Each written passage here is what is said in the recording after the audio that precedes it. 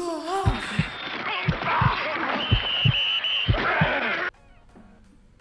Welcome back to Bring the House podcast. I'm your host, Marshawn Fairley, along with my co-host and the star, Darren T. DT. How are you doing today?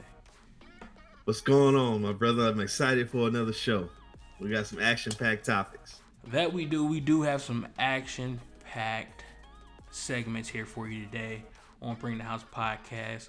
We're going to go ahead and do a continuation of the Justin Fields conversation just for the future purposes. We already went over the topics of our opinions on Justin Fields, but now we're going to go over where we see him in the future, some options for him, things of that nature.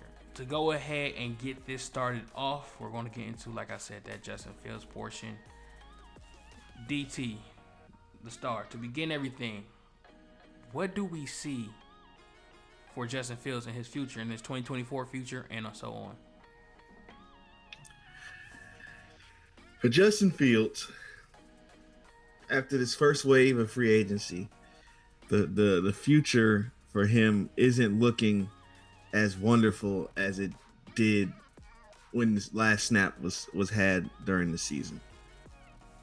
The main particular reasons for that is a lot of the teams that need quarterbacks have started to make moves to secure quarterbacks, and it's shrinking the pool of teams that are available for Justin Fields to go to and be an immediate starter. Mm-hmm. The second factor to that is that his trade value, maybe in the eyes of the Chicago Bears, was a little inflated. And to discuss that, what I've done is I've collected a few different metrics and stats on the previous quarterbacks that are, top draft picks, get traded away from the team. I've collected their stats and what their trade value was at the time they were traded. Mm-hmm. So we're going to have that discussion. And so, I just think that overall, it's not looking good for Justin Fields, both as a fan of him and you as an anti-fan. But I just want to preface our conversation by, in the NFL, when he goes to a new team, the football is the ultimate team game. So when he goes to a new team, don't judge his performance on that new team and account it for him, because if he goes to a sorry team with sorry offensive line, no weapons, we still can't get an accurate reading on Justin Fields. Sounds and right now more excuses. But as we'll get into, the players on our list of players that I felt had comparable situations in some way, shape, or form, when they get traded to the new team, they rarely ever spend more than 1 or 2 seasons with that team, which also degrades Justin Fields' trade value, the history of that. So what do you think? Oh man, so that last portion you said, kind of like a second marriage, the highest likelihood of failure, and then also what you're saying here is more excuses for Justin Fields. That sounds great. Yes, go ahead and get into the list. Okay, so this list was produced by Cody Benjamin, and what he did was he regraded all quarterback classes of the last 15 years. So that's pretty much all the way back to 2008, right? And he gave quarterbacks grades in his system, and not number grades, but groupings, right? So he had home run, mixed result, incomplete, or just a flat out miss or bust would be, equivalent. Mm-hmm. So a home run he defined as a bona fide starter with championship caliber talent and production or the potential to do so. Okay. Mixed result he defined as a solid, maybe even great QB who has had an impact, but for whatever reason he did not last. Incomplete, a QB who's yet to fully prove himself, but could be trending up or down. That's where he ended up placing Justin Fields. And then a miss, a clear flip as a short and / long-term starter. Mac Jones. All right. So then let me give you the percentages. Then I'll get into the names that are on the list. I think this percentage, the final tally of where everything broke down, I think that's relevant in a discussion of Justin Fields or Caleb Williams. So he had 11 of, so over the 15 years, there have been 45 quarterbacks drafted in the first round. He had 11 of them as home runs, 24%. Mixed results was six total at 13%, and incomplete was eight players at 18%, and then whole bust or misses was 20 players at 44%. So the overwhelming majority of quarterbacks were busts at 44%. All right.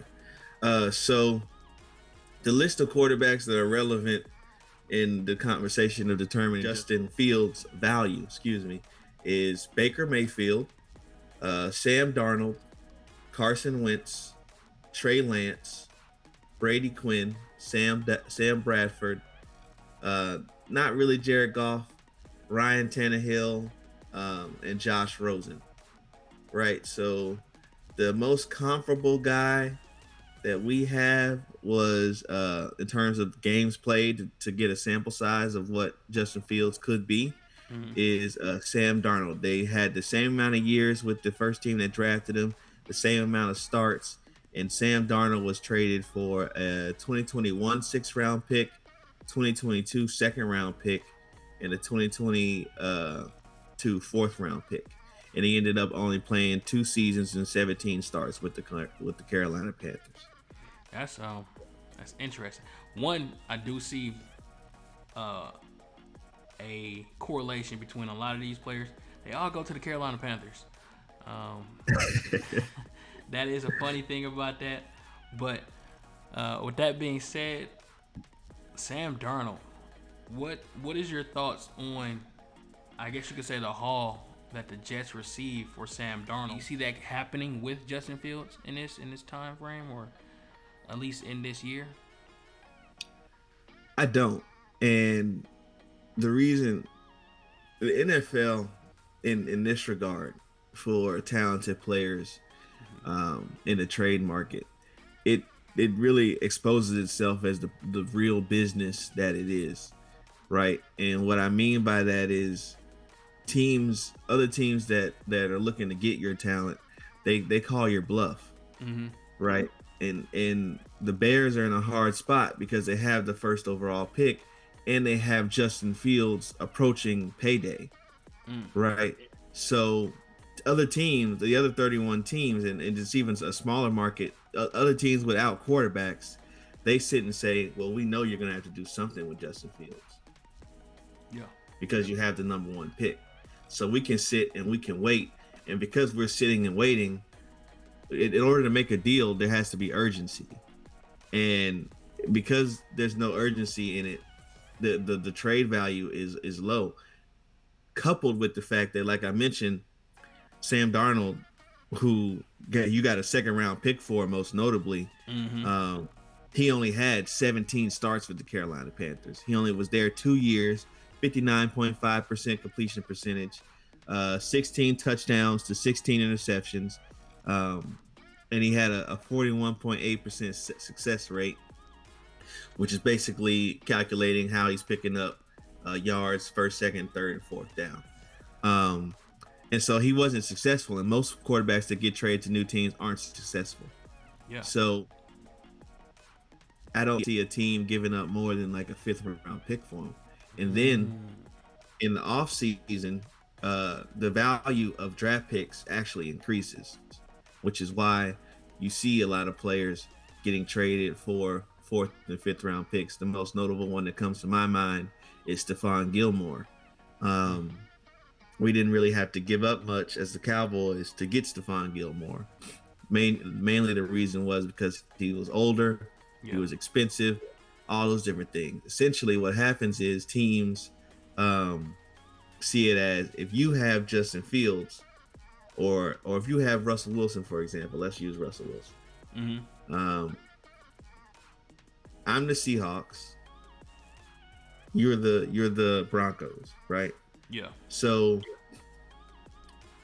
in order for you to take Russell Wilson off my books, I have to give him to you for cheaper because when you take him, you now have to pay him, right?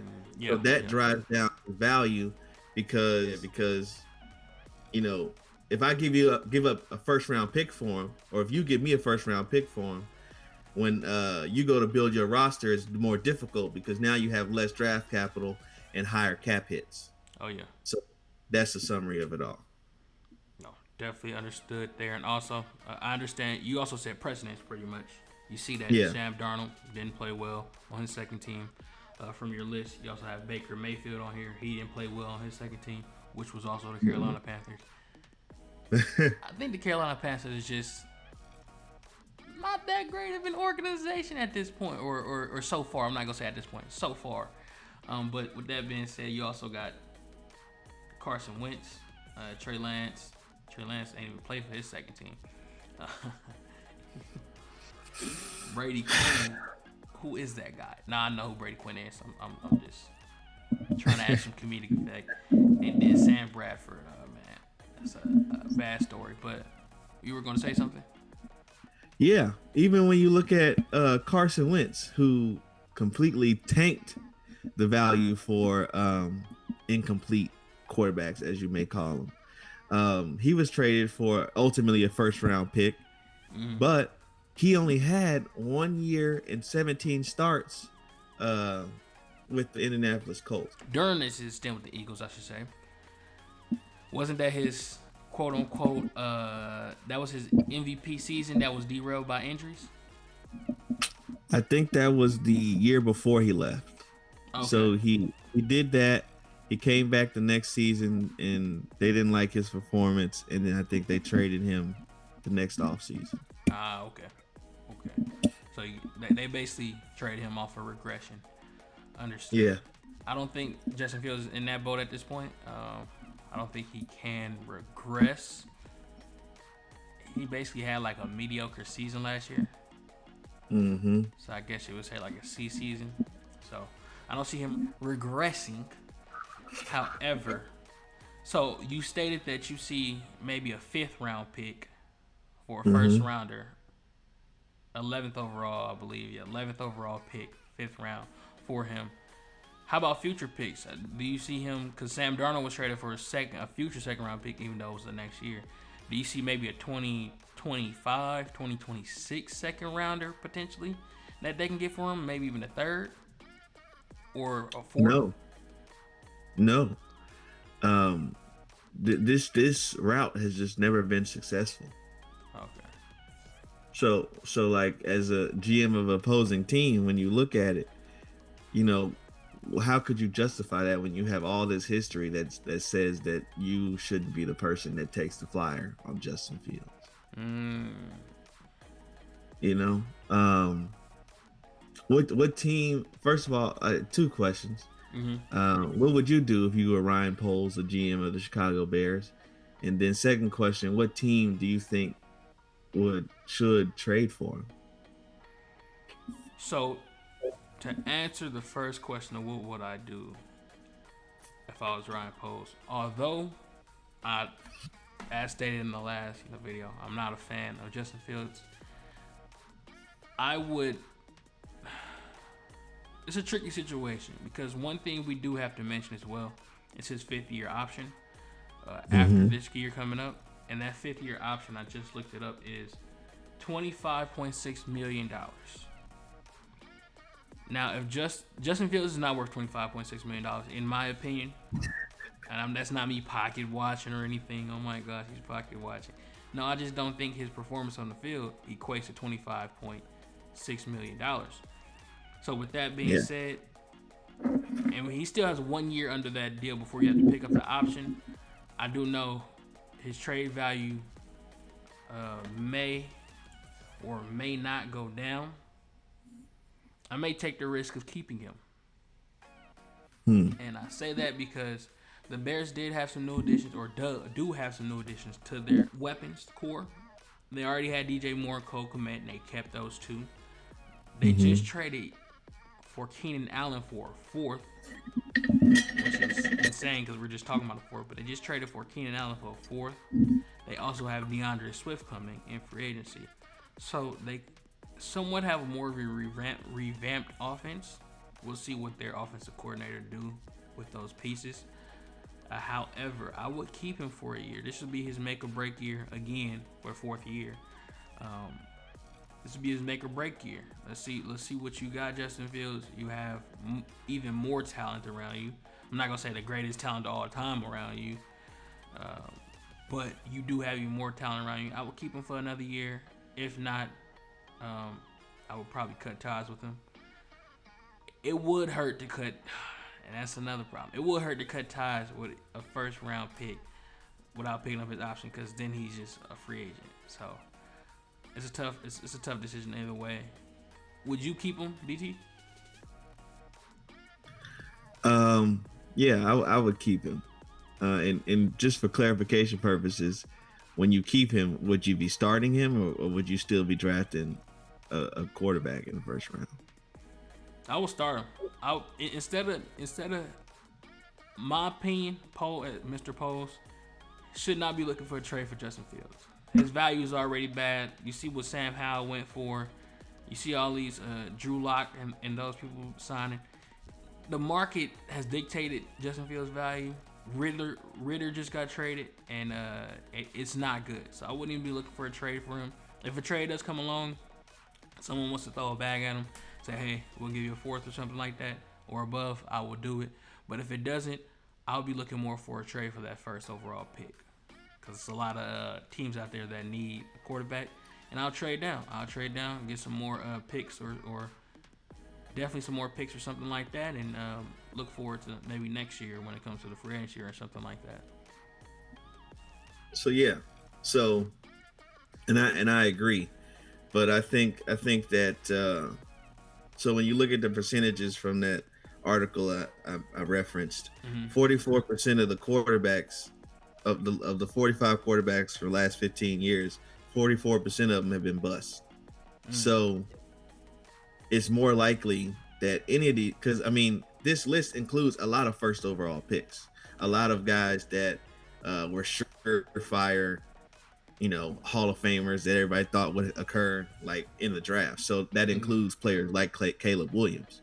So there's a 44% chance that Caleb Williams is a bust. Just compared to the history of the NFL. So and Justin Fields is incomplete.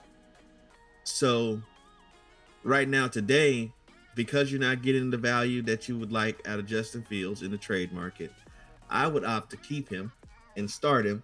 And what I would do is I would, as far as the capital they do have, and this is what you said as well, but I'm just going to go into a little bit more detail and strategically.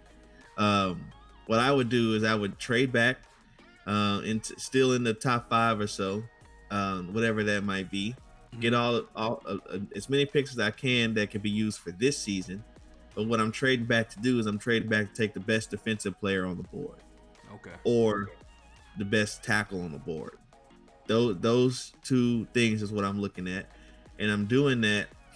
And then obviously I have like basically a bona fide first overall pick, first round pick with my second round pick, which is in the top 10 of the second round.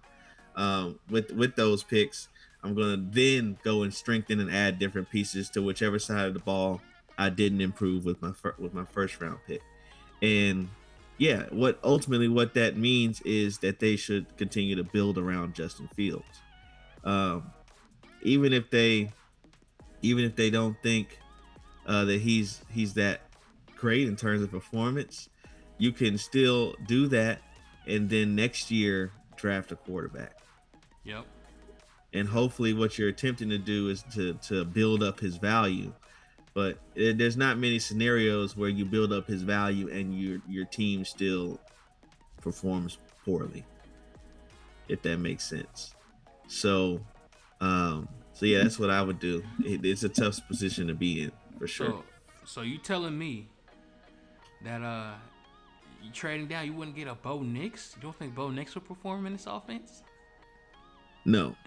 Bo Nix is not as good of a prospect as Justin Fields.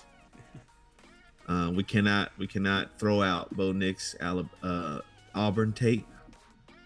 We cannot throw out Bo Nix season before this one's tape. He doesn't have pristine, clean film. You know, he's got some decision making issues, or at least he had that in his past. So long story short, Bo Nix, if drafted in the first round, is probably going to be in that 44%. That's harsh. That's harsh. But it's reality. Yeah. And we're not saying that he can't be in the other, the other categories as well. But there's a high likelihood of failure. So I definitely do see that there. Question here for you here, DT. Yeah. What happens if Mr. Post holds on to that first overall pick and drafts Drake May or Caleb Williams? What do you see happening to the Bears at that point? If he keeps Justin Fields, I think that would be absolutely asinine, because at this point he's done enough building around a quarterback to determine what his value is and if he's a good player. Not previous to last season, but now they have DJ Moore, Keenan Allen, so on and so forth. They only maybe need another offensive lineman, a tackle. Yeah.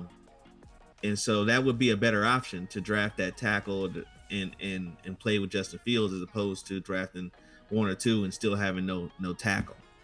So yeah, I think it would be kind of dumb if you would say that to stay in that position and then pick Caleb Williams or Drake May. Bears are in quite a predicament, as you can see. There's going to be some future shows coming up called the 2-Minute Drill, and you'll see my funny takes on the situation. But with that being said, that's what we will see for the future of Justin Fields. I say the Bears should keep him. One more year ain't gonna hurt. And then trade that first overall pick, because there's a lot of teams out there that I'm pretty sure the value for that first overall pick is way higher than the value for Justin Fields at this point or at this moment. So I would say, go ahead and run it back one more year. Give the Justin Fields fans what they so desire. Being said, this has been a good episode here. We definitely discussed Justin Fields. Let's conclude the episode on that note there. DT, is there any final remarks you have before we end this video? Yeah, just thank y'all for watching. If you like the content, comment, subscribe, leave, chat back with us. We'll hit you back. We have some other videos outside of our shows coming in the fold. We've got our 2-minute drills, which we're breaking down each team and their off season and what their situation is, and then also prospect evaluations for the draft that's coming up. So we got a lot more coming out. We're doing some work, and hey, this is only the tip of the iceberg. Again, my name is Marshawn, the host with the co-host, D-Star, DT. This is the Bring the House podcast. Thank you for watching, and y'all have a blessed day. We out. Bring the house.